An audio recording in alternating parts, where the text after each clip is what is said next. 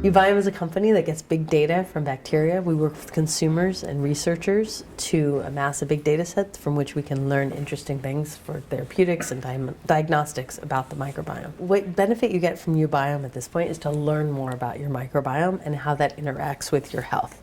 So we don't make health recommendations at this point because we're gathering this big data set.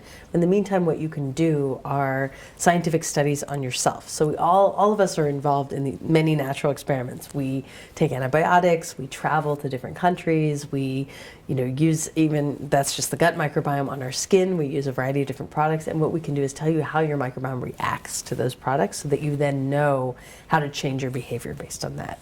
So there's kind of a natural experiment that we're all a part of, and what the user can see is what are the results of that experiment? What happens when you cut gluten out of your diet, or milk and dairy, or go vegetarian, or whatever it is. We can tell you what has changed in your microbiome and then how that affects your health. So a lot of people want to know if there are good bacteria and bad bacteria, and for a long time science has been oriented around bad bacteria, which are called pathogens, right? So those are the ones you've heard of, Streptococcus, E. coli, and what we've been able to find out through next generation sequencing technology is that we're all covered with bacteria all the time. There's symbiotic bacteria that are good, and most of the bacteria that live on us are good bacteria.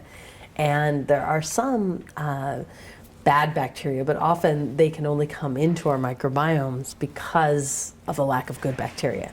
So one of the things that this research is helping to discover is what makes a good microbiome, and that's different for different people. There isn't one great microbiome that we both want to have. The microbiome can be good in some circumstances. So there's a good microbiome for a vegetarian, there's a good microbiome that's totally different for an omnivore, but both of them are good microbiomes. Are we biotech or are we life sciences? And we're kind of both of those things. So we have our own lab that we designed ourselves.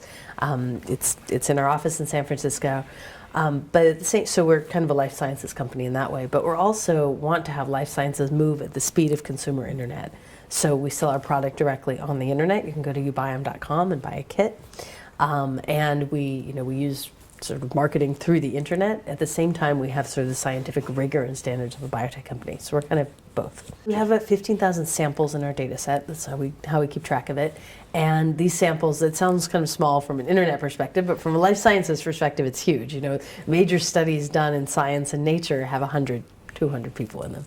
So it's kind of a weird switch between these two worlds, where that's a huge number from a life sciences perspective and a rather small number from an internet perspective. But what we want to do is grow this data set so that we can take a big data, consumer and internet type approach to a life sciences topic. We're already profitable.